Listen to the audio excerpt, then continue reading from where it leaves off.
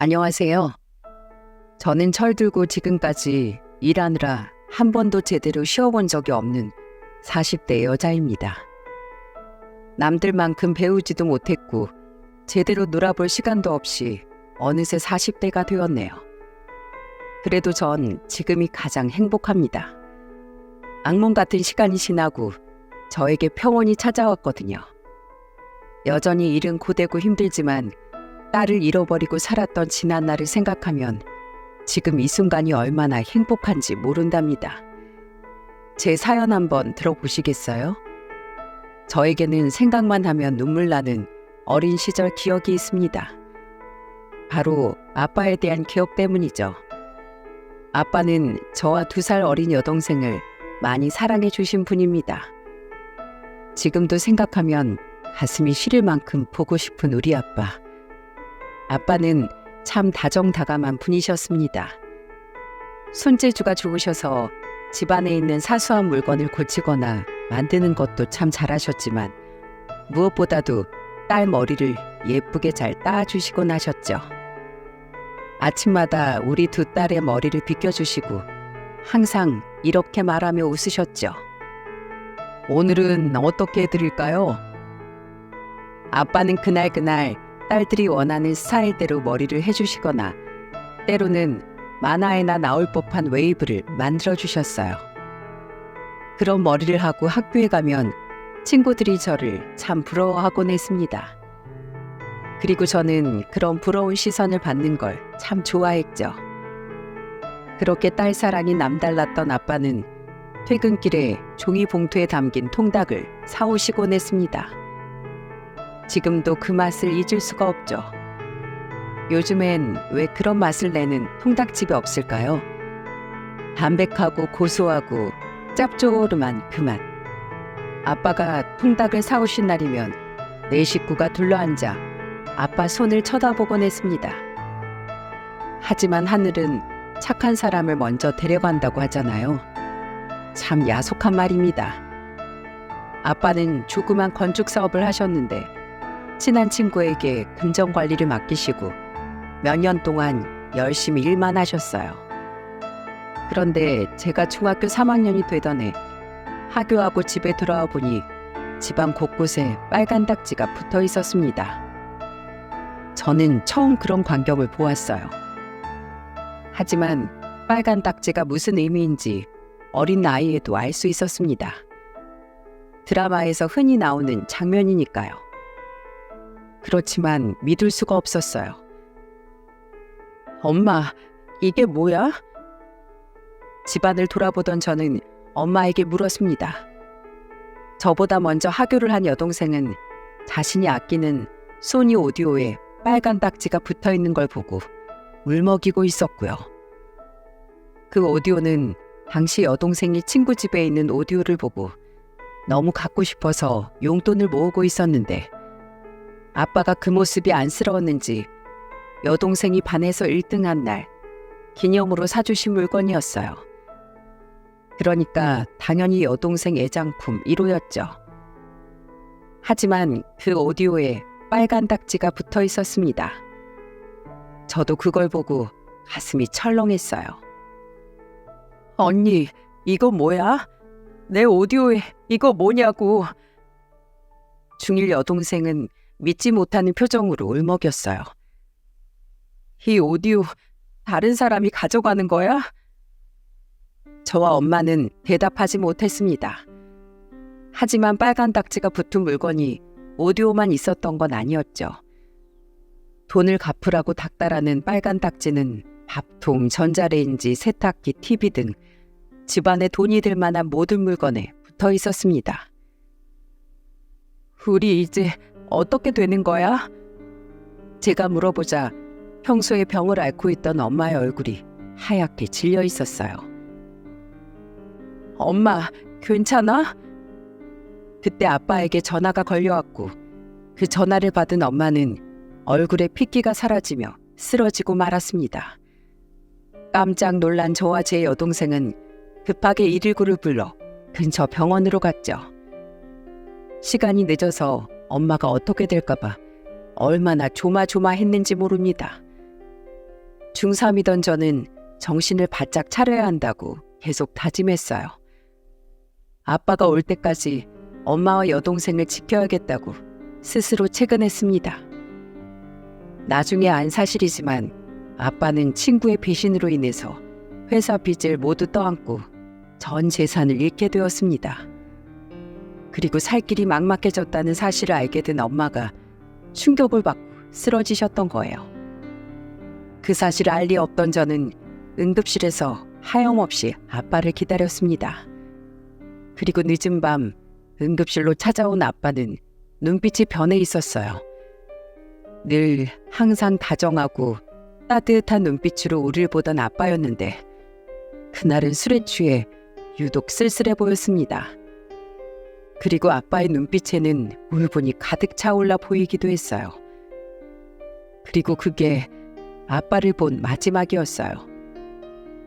아빠는 지인에게 부탁해 겨우 병원비를 해결하고는 본인을 탓하는 유서를 남겨놓은 채 스스로 극단적인 선택을 하고 말았습니다. 친구를 믿었던 게 잘못이고 큰 빚을 가족에게 떠넘기게 될지도 모른다는 공포심에 그런 선택을 하셨던 것 같습니다. 이후 우리의 고통은 계속되었습니다. 아빠가 돌아가신 이후로 엄마의 병이 더 악화되었고 그럴수록 엄마는 세상을 다 포기한 것처럼 애잔한 눈빛으로 우릴 바라보곤 하셨죠. 엄마, 왜 그렇게 쳐다봐? 이뻐서. 이쁘면 밝게 웃으면서 봐야지. 그렇게 눈물 흘리면서 쳐다보는 거 너무 싫어. 집안을 감도는 우울한 공기가 미치도록 싫었던 저는 엄마에게 거친 반항을 하곤 했어요. 엄마면 우리 책임져야 하는 거 아니야? 아무리 병들었어도 우리 위해 힘을 내야 하는 거 아니냐고. 그 당시 저는 사춘기였나 봐요. 현실이 너무 싫고 맨날 누워만 있는 엄마가 미치도록 지겨웠죠. 저의 반복되는 레퍼토리에 엄마는 눈물만 흘리고 계셨죠. 미안하다. 미안해. 엄마는 태생적으로 강하지 못한 사람이었습니다. 어렸을 때부터 몸이 약했던 엄마는 항상 아버지처럼 가장 역할을 해줄 사람이 필요했죠. 그리고 자연스럽게 우리 집 가장 역할은 맏딸인 제가 맡게 되었고요. 동생이 학교도 다녀야 하고 엄마 약값도 해야 하는 상황, 아무도 생계를 책임져 주지 않았기에 저는 고등학교에 입학하자마자 닥치는 대로 알바를 했습니다. 저희 사정을 아는 사람들이 아름아름 돈이 될 만한 일을 소개해 주셨고 저는 열심히 일을 했죠. 식당에서 설거지를 하고 농사철에는 인근에 사는 할머니 할아버지들을 대신해 밭일하고 몇 푼씩 받고 또 먹을 것을 얻어오며 겨우 입에 풀칠할 수 있었습니다. 그런데 하늘이 무심하게도 우리 가족에게 또 시련을 던져주었죠. 바로 제 나이 20살에 엄마가 또 쓰러지고 만 것이었습니다. 약을 그렇게 많이 먹었는데도 엄마 병에는 모두 다 소용이 없었나 봐요. 119에 실려간 엄마는 겨우 정신을 차리고 저를 보다가 눈물을 흘렸습니다. 경아야, 엄마가 미안하다. 널 도와주지도 못하고 맨날 이렇게 짐만 대고. 평소에 엄마가 늘 하던 말이었는데 그날따라 왠지 심상치 않더라고요. 아빠에게 할 말을 다 하지 못해서 후회했었던 생각이 들면서 문득 엄마에게는 절대 그러지 말아야겠다는 생각이 들었습니다. 아니야, 엄마. 나 엄마만 있으면 살 수 있어. 제발 힘내, 제발. 형아야, 미안하다. 그리고 혼수 상태에 빠진 엄마는 며칠을 버티지 못하고 아빠가 있는 세상으로 가버리고 말았어요. 이제 혈육이라고는 저와 여동생 둘밖에 없었죠. 여동생은 흐르는 눈물을 꾹 참으며 엄마 장례식장에서도 책을 펴고 있더라고요. 원래 공부를 잘하던 동생이긴 했지만 제가 한마디 했습니다. 경애야, 무리하지 마. 지금은 그냥 울고 싶으면 울어도 돼. 아니야, 나 이거 끝내고 이번 시험도 꼭 1등 할 거야. 경혜야. 손끝에 힘이 들어간 경혜는 손을 덜덜 떨면서 연습장 위로 영어 단어를 써내려갔습니다. 내 동생이지만 너도 참 독하다 싶어 제가 물어보았죠. 경혜야, 너 왜 이렇게 열심히 공부하는 거야? 엄마 보고 싶지 않아? 엄마보다 이게 더 중요해. 그제야 경혜의 눈에서 눈물이 뚝 떨어져 영어 단어 위에 번졌습니다. 어린 것이 얼마나 눈물을 참았을까요? 마음이 너무 아팠습니다. 그리고 궁금했어요. 뭐가 그렇게 중요한데? 언니, 나 꼭 변호사가 될 거야. 변호사? 우릴 이렇게 만든 건 모두 그 사람들 때문이잖아. 그 사람들 누군지 알 것 같았습니다. 아빠를 배신한 그 사기꾼을 이야기하는 것이겠죠. 경혜는 이를 악물고 더 단호하게 저에게 말했습니다. 마치 오랫동안 가슴에 품었던 한을 푸는 것처럼요. 나 꼭 변호사가 돼서 아빠처럼 억울한 사람 도와주고 싶어. 사기친 놈들 꼭 벌받게 할 거야. 그리고 손끝에 힘을 꽉 주며 다시 꾹꾹 영어 단어를 써내려갔죠. 여동생의 그 어린 가슴에 그 일이 못이 박혔나 봅니다. 몇 년이 지나도록 잊지 못할 만큼 큰 트라우마로 남았던 것이겠죠.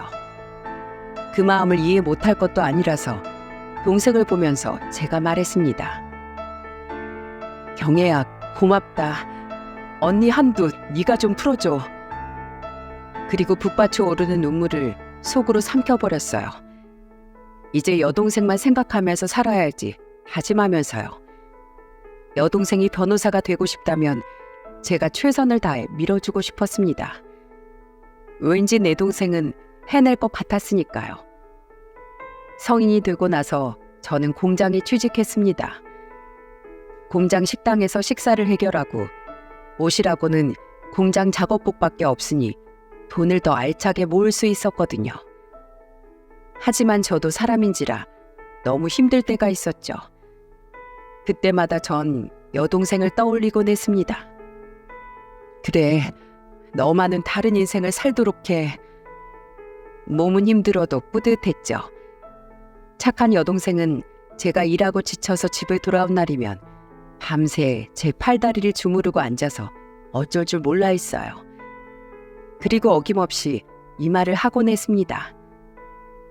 언니, 나도 공장에서 일할게. 저는 누워있다가도 벌떡 일어나 여동생에게 소리쳤습니다. 그딴 소리 하지 말고 넌 공부나 열심히 해. 아무리 그래도 언니 혼자 너무 무리하잖아. 그런 소리 하지 말고 네가 공부 열심히 하는 게 날 도와주는 거야. 제 말은 모두 진심이었습니다. 아무리 열심히 일해도 내 손에 남는 것 하나 없이 모리알처럼 빠져나가 버리던 살림이었지만 여동생이 있었기 때문에 서로 의지하며 살 수 있었죠. 여동생은 친구도 사귀지 않고 오로지 열심히 공부만 했어요.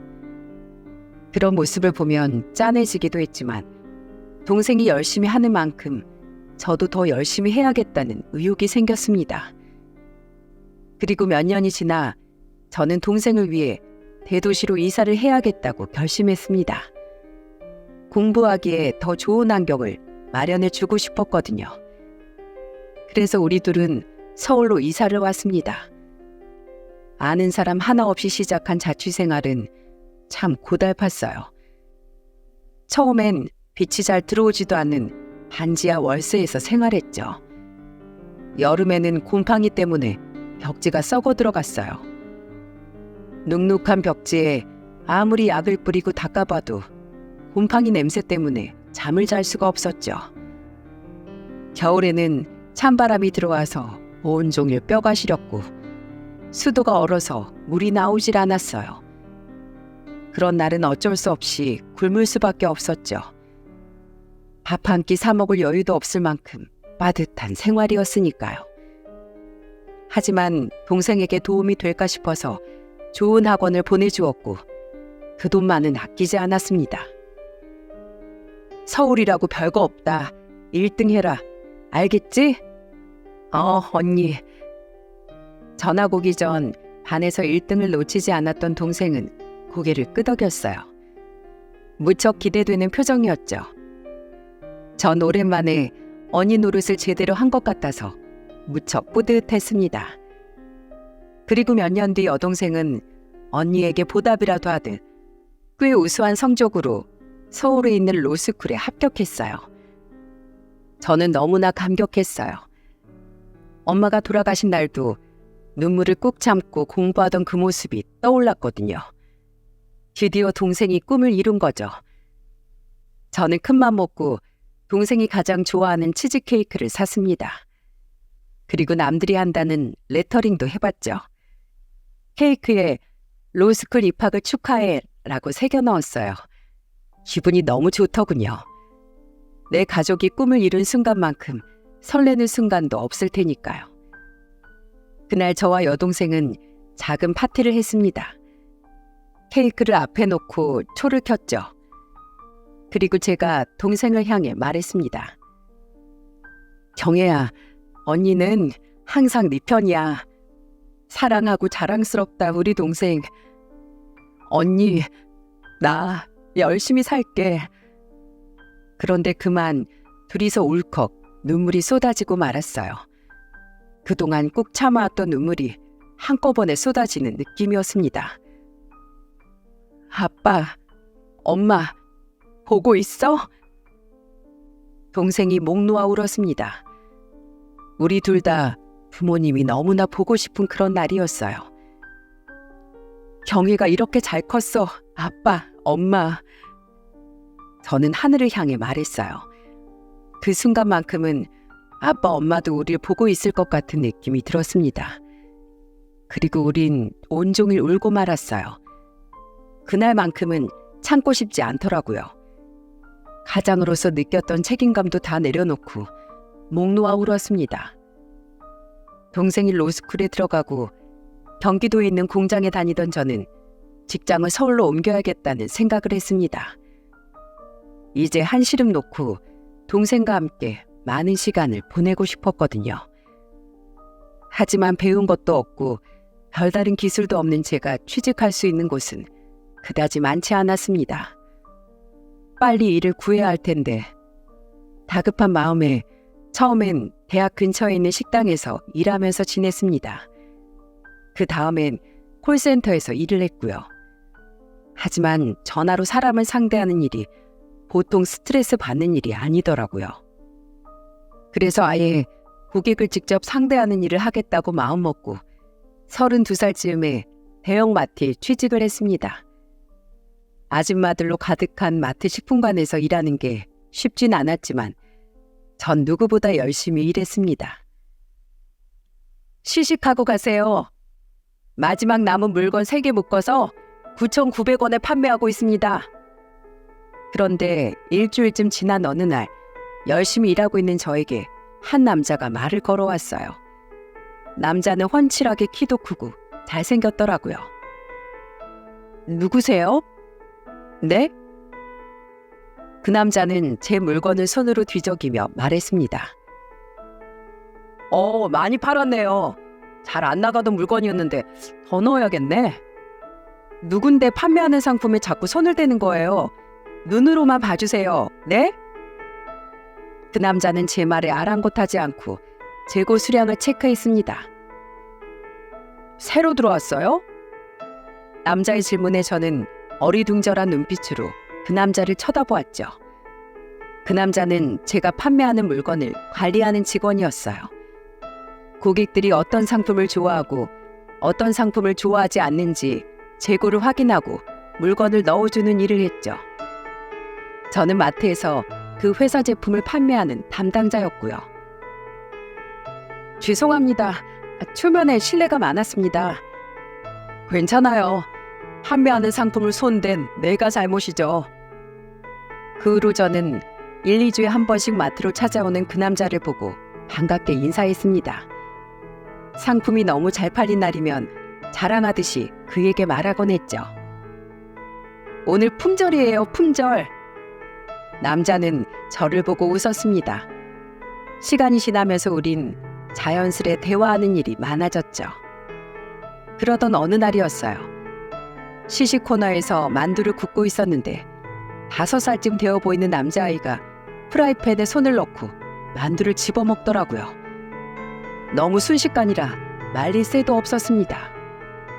만두를 입에 넣은 아이는 혀를 대었는지 놀라서 울기 시작하더라고요. 그 모습을 보고 있던 저는 너무 놀란 나머지 안 돼! 하고 아이 손을 잡고 만두를 뺐습니다. 뜨거운 만두를 입에서 빼주려고 한 것뿐인데 남자아이는 더 크게 울더라고요. 그때 멀리서 쇼핑 중이었던 애엄마가 아이의 울음소리를 듣고 달려왔습니다. 그리고 다짜고짜 저에게 막말을 하더군요. 미쳤어요? 이 뜨거운 걸 애를 줘요? 그게 아니라... 저는 상황을 설명하려고 했지만 애엄마의 목소리가 워낙 커서 영업에 방해가 될까봐 빨리 수습하고 싶었어요. 빨리 사과하세요. 네? 죄송합니다. 죄송합니다. 빨리 끝내고 싶어서 그 여자에게 고개를 숙이며 사과를 하긴 했지만 마음속에는 억울함이 남아있었죠. 그때 굵직한 남자의 목소리가 들려왔어요. 그는 제가 있던 코너에 물건을 대주던 바로 그 남자였어요. 이봐요. 그거 당신 아들이 그냥 손으로 주워 먹은 거예요. 왜 점원한테 화를 냅니까? 뭐라고요? 당신이 봤어요? 남자는 나를 대신해 애엄마에게 할 말을 해주었어요. 당신이 저기 쇼핑하러 간 사이에 애가 만두 집어먹다가 일어난 일이라고요. 내가 보지도 않고 얘기하겠어요? 애도 안 보고 어딜 그렇게 돌아다닙니까? 이제 그만하고 애 데려가요. 아니면 영업 방해로 신고하겠습니다. 애엄마는 잠시 눈빛이 떨리더니 애를 데리고 급히 사라져버렸어요. 저는 속이 시원하더라고요. 무엇보다 내가 억울한 상황이 생겼을 때 날 대신해 싸워준 그가 정말 고마웠습니다. 그렇게 우린 결혼을 하게 되었죠. 좀 더 일찍 결혼하고 싶었지만 동생이 마음에 걸려서 결혼을 서두를 수가 없었어요. 결혼하면 아무래도 동생을 도와주기가 힘들 테니까요. 그런데 그 사실을 알게 된 동생이 이런 말을 하더라고요. 언니, 할 만큼 했어. 어떤 엄마도 언니만큼은 못할 거야. 나 어린애 아니고 이제 혼자 잘할 수 있어. 결혼해서 꼭 행복하게 살아. 그 말이 참 따뜻했습니다. 그 말 한마디에 그동안의 고생이 다 녹아버리는 것 같았어요. 밤잠 못 자고 열심히 공부해 준 것도 고마운데 언니를 생각해주는 동생의 마음이 참 기특하더군요. 무슨 일 있으면 꼭 이 언니한테 얘기해야 돼? 그렇게 여동생에게 다짐을 받고 저는 결혼을 하게 되었죠. 하지만 남편과 저는 신혼집을 마련할 만큼 여유롭지 못했어요. 그래서 우리는 결국 시댁으로 들어가기로 했습니다. 시부, 시모, 시누이 남편, 네 식구가 사는 집에 제가 들어가게 된 거죠. 그동안 고생 많았다. 내가 너의 부모가 되어주마. 우리 집에 들어와서 같이 살게 된 이상 내가 널 딸처럼 잘해줄게. 그리고 3년 지나면 전셋집 마련해서 분가하면 되는 거야. 알겠지? 딸처럼 잘해준다는 시모의 말을 들으니 눈물이 핑 돌더라고요. 흔히 며느리에게 하는 말이지만 저에게는 정말 의미가 달랐습니다. 부모님 돌아가시고 10년 넘게 고아처럼 살았으니까요. 결혼하니 남편 부모도 내 부모가 될 수 있구나. 그렇다면 내가 돌아가신 우리 엄마처럼 생각하고 의지하며 살아야겠다 다짐했습니다. 정말로 좋은 시어머니 밑에서 내가 며느리 역할을 잘하면 화목한 가정을 꾸리고 살 수 있을 거라고 생각했죠. 하지만 저의 이런 기대는 얼마 지나지 않아 모두 어긋나 버렸어요. 임신한 지 얼마 되지 않아 시모가 저를 부르더군요. 무슨 일인가 싶어서 시모가 있는 방으로 들어갔더니 대뜸 이런 말을 하는 겁니다. 네 통장 이제 내가 관리할 테니 내놔. 갑자기 이런 말을 왜 하는 건지 너무 놀란 저는 시모에게 되물었죠. 왜요, 어머니? 이제 아이도 낳을 테고 돈이 많이 필요할 텐데 내가 돈을 모아주마. 아직 어려서 너희가 어떻게 돈 관리를 하니? 네 남편 월급도 내가 많이 모았어. 네 통장도 같이 모아주마. 저는 머릿속이 복잡해졌습니다. 결혼하면 당연히 남편 월급도 저에게 넘어와야 하는 거 아닌가요? 어리다뇨. 그 당시 30이 넘은 남자가 엄마한테 통장 관리를 맡긴다는 게 도무지 이해가 되지 않았어요. 게다가 제 통장까지 내놓으라뇨. 이건 안 될 말이었습니다. 그건 안 됩니다, 어머님. 저도 잘할 수 있으니까 제 돈은 제가 관리할게요. 뭐? 그리고요, 어머님. 이제 아이 아빠 통장도 제가 관리해야죠. 그것도 넘겨주세요. 그 말을 들은 시모는 아무 말도 하지 않고 귀가 찬다는 듯이 절 노려보더니 몸을 휙 돌리더군요. 그날 밤 전 너무 기가 막혀서 잠이 오질 않더군요. 하소연할 사람도 없어서 가슴만 치고 있는데 남편은 새벽이 되어서야 기어 들어왔습니다. 어디서 술을 퍼먹었는지 술 냄새를 풍기면서 이런 소리를 하는 겁니다. 우리 엄마한테 잘해, 어? 그날 밤 저는 처음으로 이혼을 생각했어요. 이 집안에는 날 위해주는 사람이 아무도 없다는 걸 실감했으니까요. 당장 뛰쳐나오고 싶었지만 형편상 그러지 못하고 겨우겨우 버티게 되었죠. 그리고 몇 달 후 딸아이가 태어났습니다. 제 뱃속으로 나온 제 자식은 정말 눈에 넣어도 아프지 않을 정도로 예쁘더군요. 시모도 핏줄은 당겼는지 온갖 육아용품을 사다 주며 딸아이를 돌봐주었고요. 저도 그 모습이 싫지는 않았습니다. 아유, 이 하얗고 작은 손발 좀 봐라. 애기가 어쩜 이렇게 예쁘게 생겼니? 시모는 딸아이를 참 예뻐했습니다. 저는 그 모습을 보면서 다행이라고 생각했고요. 하지만 평화는 오래가지 못했죠. 딸아이 돌잔치 날 저는 가족들끼리 조촐하게 식사하길 원했지만 시모는 일가 친척들과 지인들을 뷔페로 불러 모았습니다. 덕분에 일가 친척 하나 없는 저는 또다시 외로운 기분을 맛보아야만 했죠. 일생에 한 번뿐인 딸아이 돌잔치인데 자꾸만 친정아빠와 엄마가 생각이 났습니다. 살아 계셨더라면 나도 저 사람들처럼 웃을 수 있었을 텐데 그래도 저는 딸아이를 위해 밝게 웃었어요. 사랑하는 딸의 첫 생일인데 엄마가 울면 안 된다고 곱씹으면서 참았습니다. 그런데 제 눈앞에서 절대 참을 수 없는 일이 터지고야 말았어요. 너 여기 고기 좀 더 가져와라. 접시도 좀 치우고. 시모가 마구 일을 시키고 있는 사람은 바로 다름 아닌 제 여동생이었어요. 뷔페에 직원들이 있는데도 시모는 굳이 제 여동생을 시켜 음식을 가져오게 했죠. 그 모습을 본 저는 피가 거꾸로 솟는 듯 했습니다. 안 그래도 친정 부모님 생각에 목이 맬 지경인데 여동생을 함부로 대하는 시모를 보니 가슴이 터져나가는 것 같았어요. 우리 엄마 말 안 들려요? 고기 좀 더 가져오라잖아. 신우가 소리쳤어요. 그때 저는 나이대가 비슷한 신우의 앞에서 당혹스러운 표정으로 서 있는 여동생을 지켜보았죠. 저는 화가 나서 달려갔습니다. 지금 뭐 하는 거야? 네가 뭔데 내 동생을 시켜? 생각할수록 화가 났습니다. 제가 소리를 지르자 시모가 벌떡 일어나 저에게 다가오더군요. 조카 생일날 손님 대접하게 고기 좀 더 가져오라는데 뭐가 잘못됐어? 왜 제 동생이 해야 하죠? 고기가 필요하면 어머님 그 귀한 따님 시키면 되잖아요. 뭐? 이게 시애미한테 못하는 소리가 없어? 제 동생 곧 변호사 될 사람이에요. 공부한다고 시간 없는데 오늘 조카 돌잔치라고 겨우 온 거라고요. 따님은 백수에다가 공짜로 자리만 차지하고 있으니 밥값은 해야지. 안 그래요?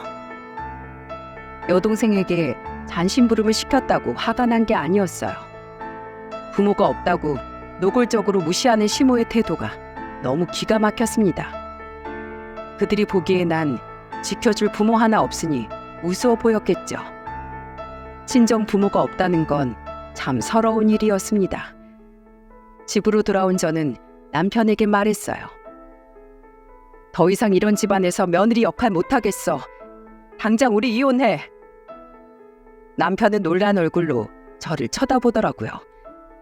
저는 남편이 또 시모 편을 들 거라고 생각하고 무슨 말을 하든 한 대 쥐어 박아줘야겠다고 생각했는데 남편이 뜻밖의 말을 하더군요. 아무래도 사태가 심각하다는 걸 눈치챘던 것 같습니다. 미안해. 내가 엄마한테 얘기 잘 할 테니까 제발 이러지 마. 이제 내가 중간에서 역할 잘할게. 이혼만은 절대 안 돼. 그래도 그땐 가정을 지키고 싶었는지 남편이 싹싹 빌더라고요. 그리고 며칠 뒤에 시모가 저에게 말하더군요. 내가 실수했다. 그래도 사돈인데 그러면 안 됐는데 내가 미안하다. 시모 성격에 화를 누르고 며느리에게 사과를 하는 걸 보니 수상하더군요. 그래서 제가 조건을 내밀었습니다. 그럼 약속하세요. 통장 내놔라. 그런 말 하지 말고 우리 가족 일은 전혀 신경 쓰지 마세요. 알았다. 저는 한 번은 더 시댁을 믿어보기로 했습니다. 물론 이혼하고 나면 딸을 아버지 없는 아이라고 놀림받게 하고 싶지 않은 마음이 더 크긴 했지만은요. 하지만 사람은 고쳐 쓰는 게 아니라는 걸 깨달았습니다. 몇 년이 지나도 남편이 여전히 시모 편을 드는 마마보이였고요. 외박도 잦아지고 술을 마시고 늦게 집에 오는 일이 다반사였죠. 시댁에서 살아야 하는 저는 지옥이 따로 없었고요. 그런데 어느 날 남편이 뻔뻔하게 이혼을 요구하는 겁니다. 우리 이혼하자. 너랑 더는 못 살겠어. 그동안 남편과 시댁에 대한 감정이 쌓일 대로 쌓여버린 저는 남편을 붙잡고 싶지 않더라고요. 그래서 저도 그러자고 했습니다. 그런데 이혼한다는 얘기를 들은 시모가 저를 앉혀놓고 난리를 쳤죠. 뭐 이혼? 애는 어떻게 하고 이혼을 해? 애는 제가 데리고 나갈 겁니다. 지금 모아둔 돈도 없는데 애를 어디서 키울 거야? 거지 같은 월세방에서 내 손녀를 키우려고? 그 말을 들은 저는 할 말을 잃었어요. 재산 분할을 한다고 해도 뭐 하나 나올 것 없는 집구석. 이대로 아이를 데리고 나가 혹시 돈이 떨어지면 예전에 여동생과 살았던 그런 반지하 방에서 아이를 키울 수도 있다고 생각하니 눈앞이 캄캄해지더라고요. 너 나가는 건 아쉬울 거 하나 없다. 그치만 애는 안 돼. 나가서 돈을 벌어서 어여от한 집 한 채라도 있을 때 애를 데려가. 정말 듣기 싫은 말이었지만 시모가 하는 말이 틀린 말도 아니었어요. 지금 당장 아이를 데리고 어디로 간단 말입니까? 그리고 내 딸을 나처럼 힘들게 살게 하고 싶진 않았습니다. 시댁이 미치도록 싫었지만 이곳에 남아있으면 딸은 지금처럼 안전하고 따뜻하게 생활할 수 있겠죠. 시모가 며느리는 미워했지만 소녀는 예뻐했으니 잘 봐줄 거라 생각했습니다. 그땐 그게 최선의 방법인 줄 알고 아이를 남겨두고 이혼을 했습니다. 그리고 이혼하고 한 달에 한 번 그리운 딸을 보는 날만 기다렸습니다. 만날 때마다 딸을 안고 쓰다듬으며 정말 헤어지고 싶지 않았죠. 저는 하루빨리 딸을 데려오고 싶어서 정말 열심히 살았습니다. 그런데 어느 날부턴가 딸아이를 만날 수가 없었어요. 8개월이 지나도록 시댁에 연락을 해도 연락을 받지를 않더라고요. 도저히 참을 수 없던 저는 시댁 앞으로 달려가 며칠을 기다렸지만 딸이 보이지 않았습니다. 뭔가 잘못되었다는 느낌이 오더군요. 저는 무작정 시부모가 운영하는 식당으로 쳐들어갔습니다. 문을 벌컥 열자 놀란 시모가 절 쳐다보더군요. 무슨 일이야? 우리 주아 어딨어요? 어딨냐고요? 제가 소리쳤지만 시모는 처음에 아무 말도 하지 않았습니다. 안달이 난 제가 펄펄 날뛰었죠. 여기서 멈추면 우리 주아를 영원히 볼 수 없을 것 같은 생각이 들어서 더 크게 소리쳤습니다. 어머님, 전 부모도 없고 더 잃을 것도 없는 사람이에요. 진짜 제 모습을 보여드릴까요? 손에 잡히는 대로 식당 물건을 엎어버렸습니다. 바닥으로 물통과 수저가 와장창 떨어지는 소리가 나더군요. 빨리 말하라고! 내 딸 어딨어? 잠깐 맡긴 거야. 잠깐. 맡겼다고요? 어디요? 신고하기 전에 빨리 말해요. 어디 있냐고요? 전 눈이 돌아버린 상태로 시모를 다그쳤습니다. 시모는 그제야 딸을 경기도의 한 보육원에 맡겼다고 이야기했죠. 그 말을 들은 저는 정말 미쳐버리겠더라고요. 보육원이요? 왜 그러셨어요? 왜? 너 닮은 꼴이 보기 싫어서 보내버렸다. 뭐라고요? 부들부들 떨렸습니다. 며느리가 아무리 믿고 남편이 아무리 바보 같고 시모가 아무리 욕심이 많다지만 딸을 보육원에 보내다니요. 그게 사람으로서 할 수 있는 행동입니까? 제가 데리러 온다고 했잖아요. 저한테 한마디 상의도 없이 어떻게 이러실 수가 있어요? 네? 네 시아버지가 사고를 치는 바람에 잠시 맡긴 거야. 시부가 식당을 확장하려던 돈을 날렸다는 건 어렴풋이 알고 있었지만 그렇다고 제 딸을 왜 보육원에 보낸 걸까요? 도무지 이해가 되지 않았지만 저는 우선 딸을 찾아야겠다고 생각했습니다. 낯선 곳에서 두려움에 떨고 있을 딸을 생각하니 저는 도무지 잠을 이룰 수가 없었어요.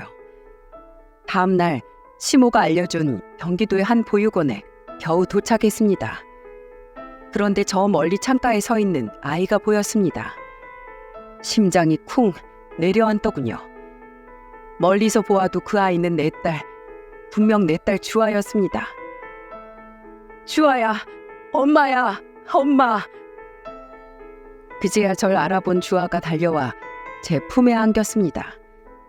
7살밖에 안 된 아이가 그동안 얼마나 외로웠으면 엄마 가슴에 파묻혀 서럽게 울더라고요.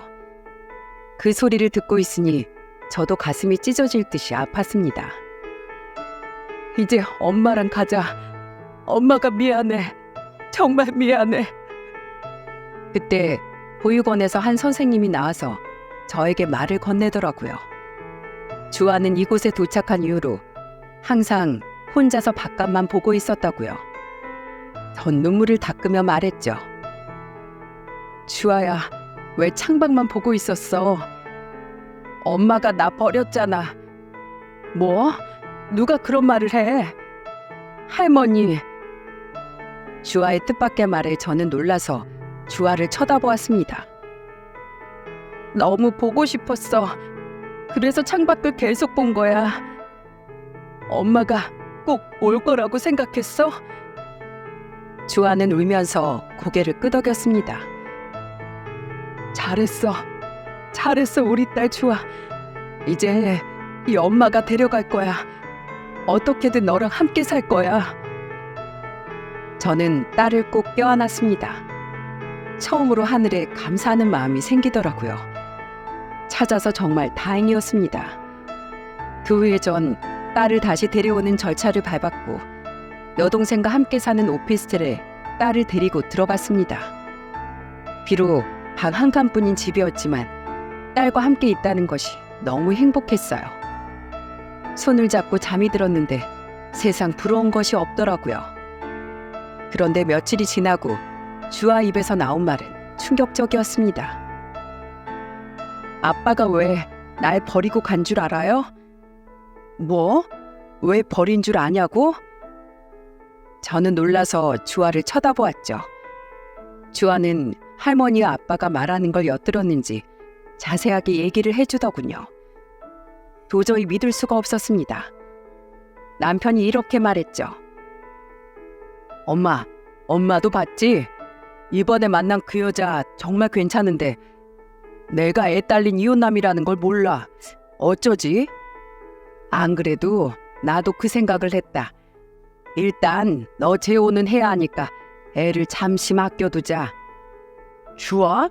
주아를 어디에? 잠시 보육원에 맡겨뒀다가 재혼하고 그때 데려오면 되지. 안 그래? 지금 네 아빠가 사고 치는 바람에 집도 어수선한데 빨리 너부터 재혼시켜야지. 이런 얘기를 딸이 들었다고 생각하니 정말 피눈물이 나더군요. 어린 딸도 보육원이 무슨 뜻인지 알았는지 다음날 시모에게 가서 물었다고 하더군요. 할머니, 나 보육원에 보낼 거예요? 며칠만 있으면 할머니가 다시 데려올 거야. 그럼 나 엄마한테 갈래요. 지 엄마 닮아서 못돼 먹긴. 가긴 어딜 가? 네 엄마 너 버리고 간 거야. 그 바람에 아이는 모든 희망을 잃고 보육원으로 들어가게 되었답니다. 그곳에 들어간 딸이 엄마에게 버림받았다는 생각을 하면서 창밖을 바라보았다는 생각만 하면 지금도 가슴이 저립니다. 내가 이 인간들을 어떻게 응징해야 할까요? 그 인간들은 정말 가만히 있는 사자의 코털을 건드렸죠. 고통받은 딸아이를 생각하면서 반드시 어떤 방법으로든 이 고통을 돌려주리라 마음먹었습니다. 그래서 흥신소를 찾아가 남편 뒷조사를 했죠. 남편이 고급 외제차를 할부로 뽑았더라고요. 그럴 돈이 없는데 왜 이렇게 무리해서 차를 샀나 알아봤더니 역시 여자 문제더군요. 사실 남편이 좀 훤칠하긴 했습니다. 그래서 여자를 만나는 게 쉬웠겠죠. 며칠이 지나고 남편이 동호회에서 가깝게 지내는 여자를 알아냈는데 그 여자는 남편보다 5살이나 어리고 대기업에 다니는 여자였죠. 그런데 그 여자에 대해 더 알고 보니 그게 아니었습니다. 결국 그 여자도 저처럼 전 남편의 실체를 모르고 속은 피해자였어요. 저는 이 여자에게 남편의 실체에 대해 알려주고 싶었고 그래서 그 집을 찾아갔죠. 집 앞 공원으로 나온 여자는 처음에 제 얘기를 못 믿겠다는 눈치였어요. 지금 김덕호 씨 만나죠? 그 사람 이혼남의 애 아빠인 건 알아요? 당신 누군데 그런 말을 하는 거예요? 덕호 오빠 스토커예요? 참 어이가 없더라고요. 내가 김덕호 전 부인이야. 누구보다 김덕호를 잘 아는 사람이라고. 내가 그걸 어떻게 믿어요? 네? 믿든 말든 난 팩트만 알려주면 돼. 팩트? 저는 그 여자에게 모든 사실을 알려주었습니다. 전 남편이 타고 다니는 외제차는 할부로 무리해서 산 거고 그 집 아버지는 사업가가 아니라 조그만 테이블 5개 놓고 장사하는 그런 식당을 운영할 뿐이라고요. 그런데도 의심스러운 눈초리로 저의 표정을 살피는 여자를 보자 갑자기 화가 치밀어 오르더군요. 그래서 그 인간이 얼마나 쓰레기인지 알려주고 돌아서자고 마음먹었어요. 이제 그런 남자 데리고 살든 말든 이제 이 여자 팔자라고 생각하면서요. 당신 만나려고 총각 행세하면서 딸까지 보육원에 버린 남자예요. 그게 아빠가 할 짓인가요? 그제서야 그 여자의 눈이 동그래지더군요. 차마 거기까진 상상할 수 없었겠죠. 이제 난 다 알려줬으니까 갈게요. 믿던지 말든지 마음대로 하세요. 정 못 믿겠으면 어디 한번 확인해 보시던가. 그리고 전 남편 주소를 건네주고 돌아서려는데 그 여자가 울기 시작하더라고요. 전 너무 당황스러웠습니다. 결혼하자고 해서 5천만 원을 그 사람에게 줬는데 그 여자는 전 남편이 어떤 사람인지도 모르고 결혼하자는 말만 믿고 모아둔 돈과 친정에서 마련해준 돈을 이미 전 남편에게 건넸더라고요. 왜 확인도 안 해보고 그런 행동을 했어요? 제가 놀라서 묻자 그 여자는 갑자기 핸드폰을 들고 전 남편에게 전화했습니다. 야, 김덕호, 사실대로 말해. 너 이혼남이었어? 딸도 있었어? 그 말을 들은 남편은 놀라서 전화를 끊어버렸어요. 그리고 그 여자는 전 남편에게 계속 전화했지만 받지 않았어요. 나 어떡해. 그놈 때문에 내 인생 망쳤어요. 어떡해요 이제. 그 여자는 한동안 자기 분을 못 이겨 땅바닥을 뒹굴더라고요. 이게 뭔 오지랖인지 모르겠지만 그 여자를 구제해주고 싶다는 생각이 들더군요. 그리고 전 남편이 상습적으로 사기치고 수많은 여자 올리고 다닐 걸 생각하니 정말 끔찍했습니다. 더 이상 피해자가 나오지 않도록 제가 멈추게 하고 싶었어요. 그래서 사건을 만들기로 했죠. 혼자 고심하던 저는 여동생에게 이 이야기를 꺼냈죠. 그러자 여동생은 당장 그 여자 연락처를 달라고 하더군요. 그리고 바로 제가 있는 자리에서 그 여자와 통화를 했습니다. 피해 금액이 얼마죠? 처음 만날 때 유부남인 건 알고 계셨나요? 저 너무 억울해요, 변호사님. 사기친 그 인간 꼭 콩밥 먹게 해주세요. 저희 부모님 알아놓으셨어요. 여동생이 그 여자와 저렇게 통화하는 걸 보니 제법 변호사 티가 나더라고요. 하긴 제가 도와주지 않아도 스스로 로스쿨 졸업하고 바로 변호사 자격 시험에도 합격한 수재니까요. 참 믿음직스러웠습니다. 이 사건은 혼인빙자 사기죄로 고소할 수 있습니다. 실체를 속이고 혼인을 미끼로 돈을 받아갔죠. 그리고 연락을 받지 않았으니 충분히 싸워볼 만합니다. 감사합니다. 전 변호사님만 믿을게요. 그렇게 여동생은 그 여자의 전담 변호사가 되어 혼인빙자 사기죄로 전 남편을 고소하게 되었어요. 그 소식을 들은 남편은 얼굴이 새파랗게 질려서 몇 번이나 저에게 전화를 걸더군요.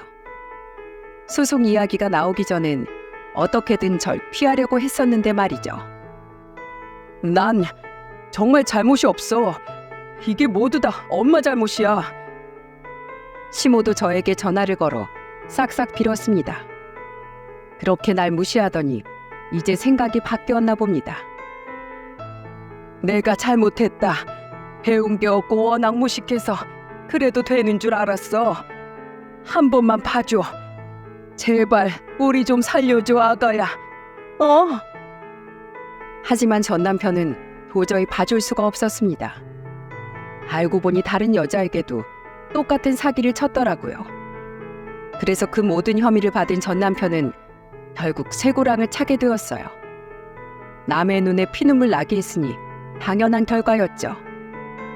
저와 여동생은 너무나 기뻤습니다.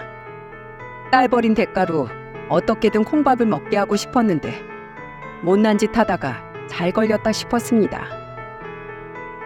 언니, 내가 그 인간 나오면 양육비로 탈탈 털리게 해줄게. 어떻게든 우리 조카 잘 키워야지. 안 그래? 여동생의 말에 저는 그제야 채증이 내려앉는 것 같았습니다. 양육비도 저의 당당한 권리니까 꼭 받으려고요. 소송 이후에 열심히 딸을 키우면서 살던 저는 지금의 돈벌이로는 안 되겠다 싶어서 청소 사업을 시작했습니다.